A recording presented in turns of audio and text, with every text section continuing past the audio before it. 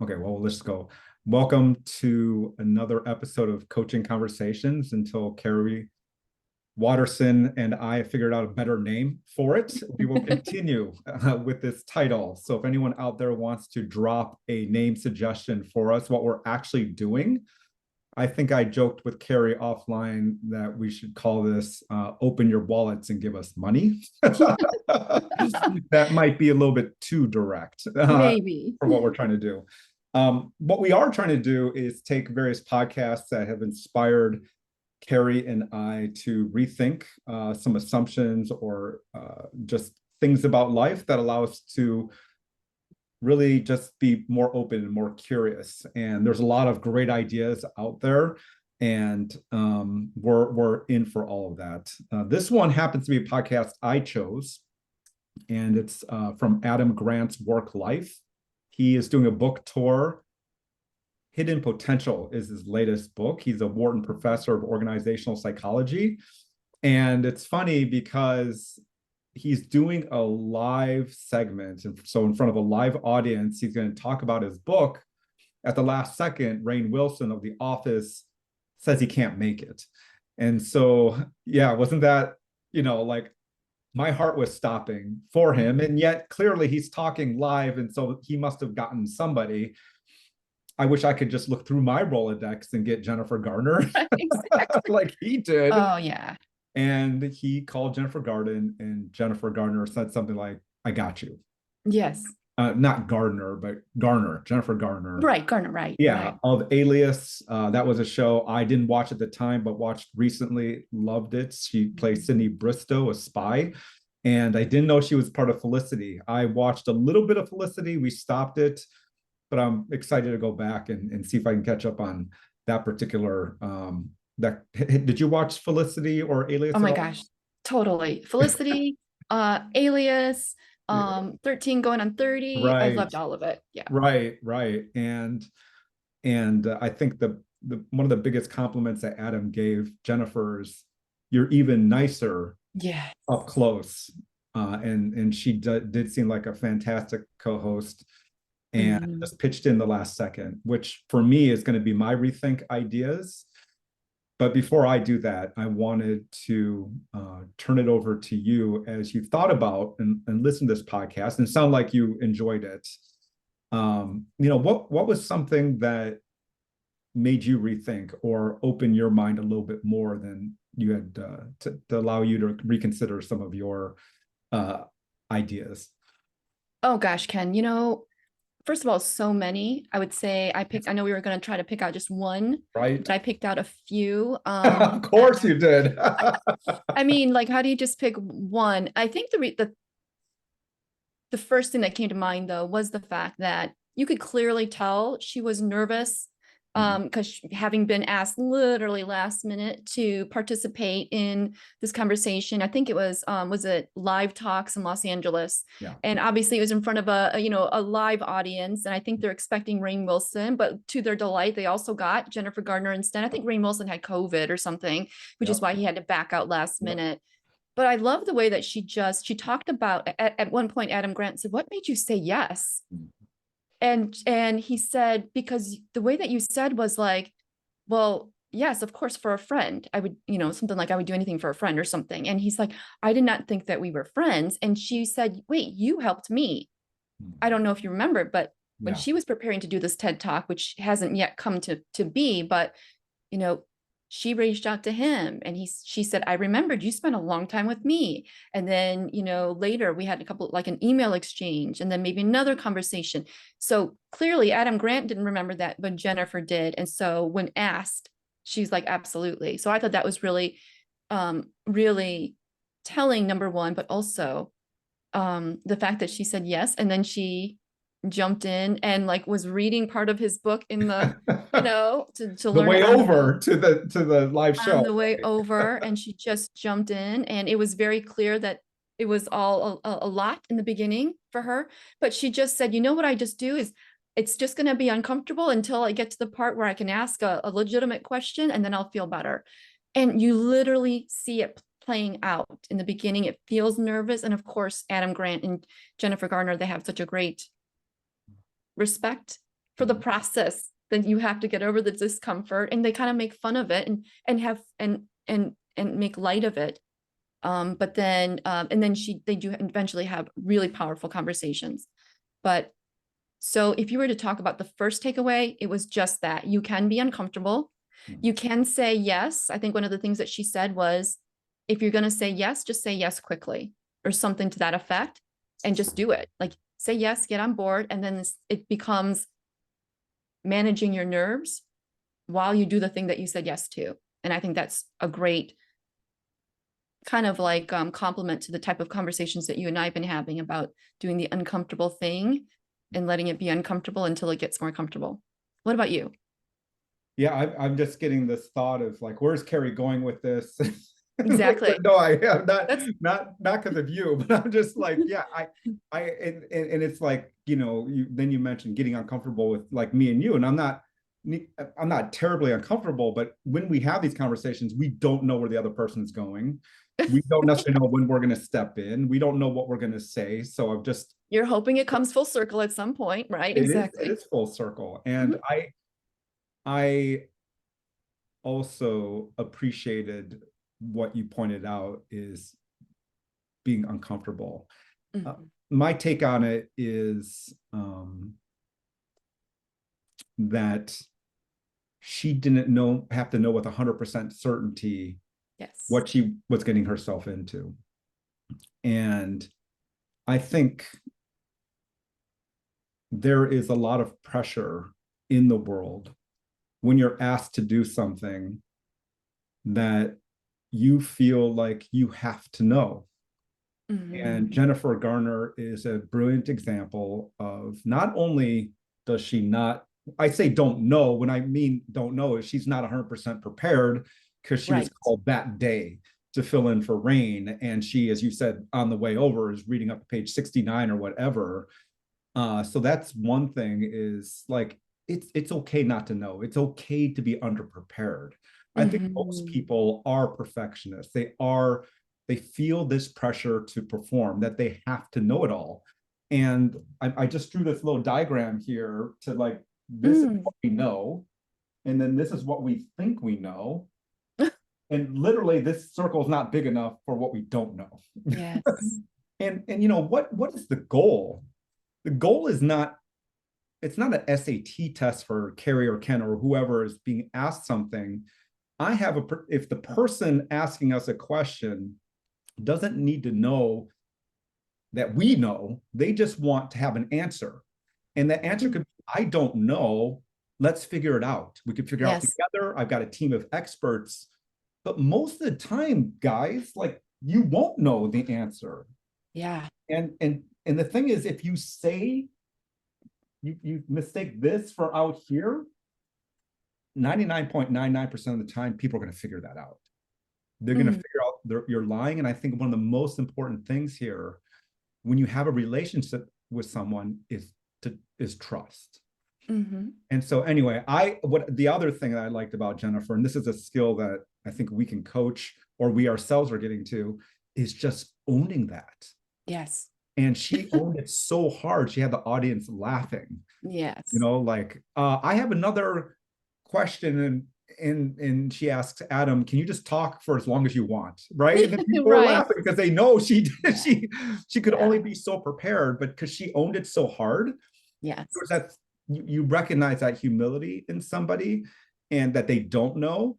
And then you have that trust, and that it's perfect for you. This is something that I think if we can meet that moment with humility, we're going to be in a far better place than to kind of hide ourselves. Right. And I also think, I love what you said, because I think what that also brought up for me, is your heart actually still shows through. So she cared enough to say yes to help Adam Grant out in a bind. And she also cared enough to want to give something to the audience that they came for. And so to meet that with some humility, of course, just owning it, but also with representing that she does care, and she trusts between the two of them that they'll get something rolling, and it will, like she kept on saying, it'll be fine. This is going to be good. Don't worry, So I love that. if you talk about some of the takeaways that they actually talked about in the conversation, what was there anything in particular that came out for you? And I've got a couple as well. Yeah, it's funny because I really literally did just come with one takeaway. Okay. Okay. It's funny because like off the show, it's like, Ken, we need to come up with some certain time limit. Like, Kari, I got the perfect solution. Let's each just come with one takeaway. Kari right now goes, but are there other takeaways? I know, because there were so many. How do you choose one? But go ahead, man. I wonder if we Okay, have the same I one. can come up with one that Okay. was interesting to me from a at a very specific level from a content writing point of view, but at a larger level, the way we tackle challenges in life. And the example he gave is that he does not like editing drafts. He finds that to be tedious because he's already put in all the thinking in the first draft, coming up with the plot. You know, how am I going to make this interesting, or not interesting, but how am I going to come up with the substance, right? He's very much into studies and a linear approach. And editing, or what I would call trying to make it more interesting for the reader, to make it a bestseller, he finds that difficult. So he channels his innermost favorite, like, fiction author.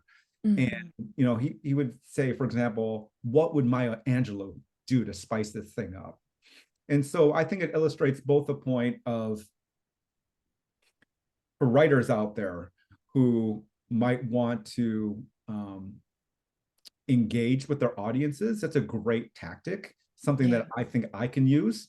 Do you have a favorite fiction author that you might want to Oh use, gosh, Kari, and when you kind of write? put me on the spot. I know.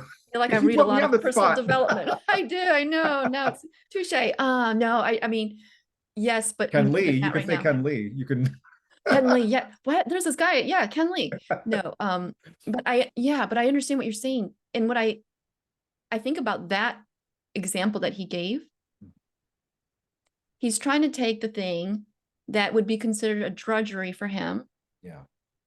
And asking himself, what the reason why it is a drudgery, or not, maybe not a drudgery, the reason why it might be the thing that he doesn't like the most is because he's very good, like you said, at analytical. And the editing part requires him to step outside of the way that he would normally say something, which is the whole point of editing, just to see things from a different perspective, look at things from the audience's point of view, etc. And so when you talked about him saying, like, was it Maya Angelou, John Green, who was it, poet Maggie Smith, how would she say this paragraph that I wrote, like in my linear vernacular, how would they say it? And for him, it was an exercise, I think, also in play as well. It made it more fun. It didn't make it so rigid. And that is something that I took away. I'm like, oh, I could definitely use that in terms of even just preparing for conversations like these. How can we make it, for me, when I tend to like want to try to get some points together and make sure that I feel prepared, I will sometimes do the getting in my very serious mode. And that kind of, then afterwards, it feels like I've lost something as well, right? You're laughing. Okay. You just sent me a chat. It says, forget your word if it's not too late. Well, because you're saying, how can we make this more fun? And then you and I are just quickly getting on this call.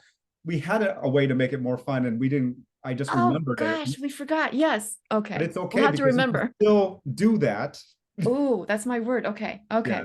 Yes. Yes.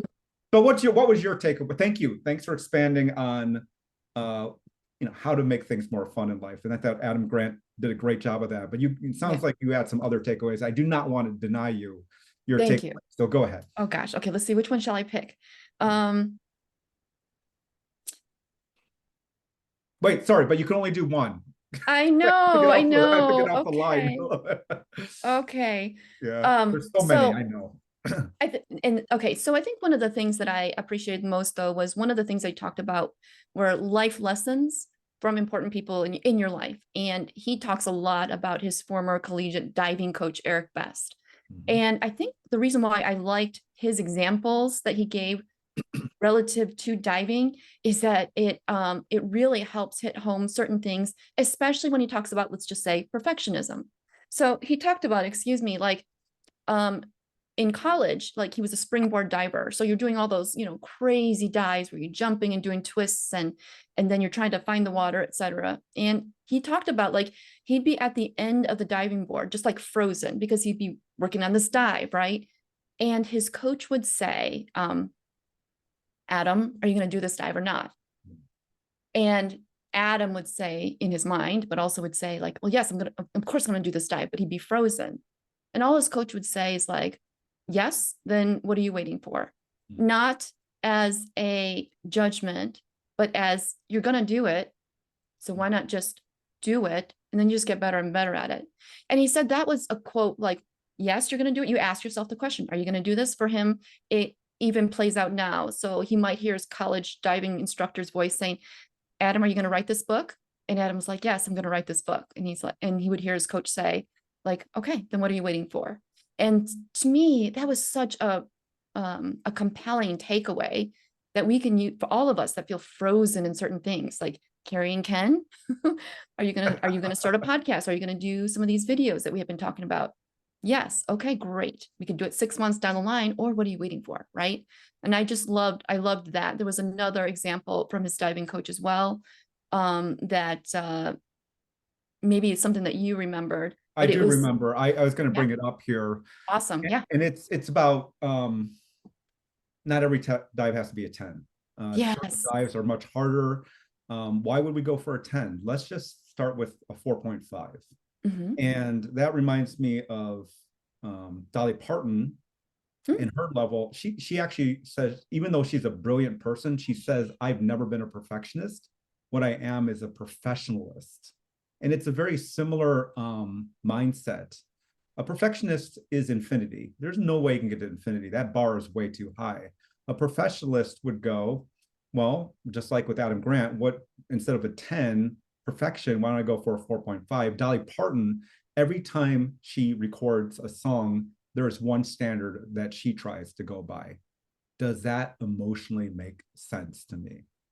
And if she makes that cut, that recording makes that cut, and maybe there's something that's a little bit off because she can hear these things, did it feel right? And if it feels right, she can release it.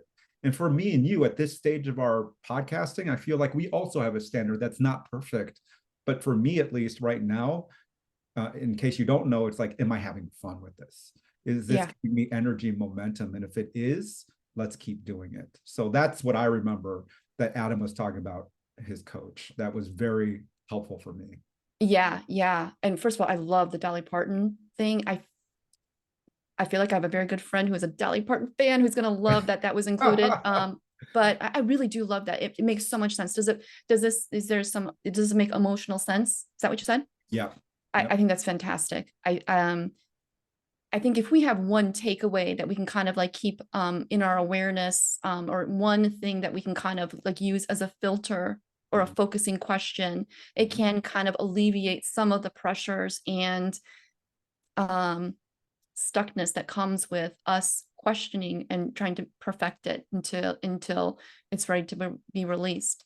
And I think the thing about the diving, that last example that you gave about the diving part that I thought was actually a really good takeaway that maybe the audience might really appreciate as well, is it's this idea that like, he talked about perfect is the enemy of good, but that's not really helpful when you still want to put out something really good, right? And so it can be kind of like that gray line that we talked about. What is this 51% ready?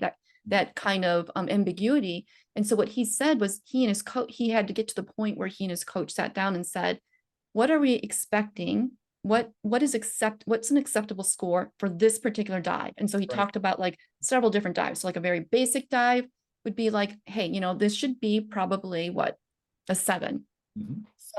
So what would happen is he would know, he and his coach would agree that this very basic, I think he called it like a front pike or whatever, they're aiming for a 7. So when he's up there and he's doing it, if he hits a 7, then they're going to move on to the next more complex dive. Whereas Adam Grant would say perfectionism would be, and this alludes to a conversation he had with his coach before, well, I think I should try this like 30 more times because like I think he said like my left pinky toe wasn't pointed and but Perfectionism would be you keep going, trying to get that where you do it everything perfect, including the left pinky toe. And I think the importance of Adam Grant sharing that was, no, we actually were trying to get to a 7 and we got a 7. We don't need to do it 30 more times. Now we're going to move on to the next skill, right? Yeah. So I love that you brought that up. That was a common one for both of us. And I think that just shows us the zeal at which you almost missed it. The zeal with which we are working on getting this these types of takeaways for our people. Well done. You snuck it to the end because I'm closing it. My son is outside in sadness. I guess the main takeaway from, I mean, if we were to have like one key point, it's just to show up. And there's my son also. Oh, there's your son too. Yeah, there's your you show up, and there are things that hold us back. It could be being perfect, the need to be perfect, the need to be over prepared, and those things don't matter. Really, at the end of the day, those are only what's holding us back, that we create for ourselves. What was that quote again, if you could remember it, from Stephen Bartlett that's on his website? That might be good to close this out here.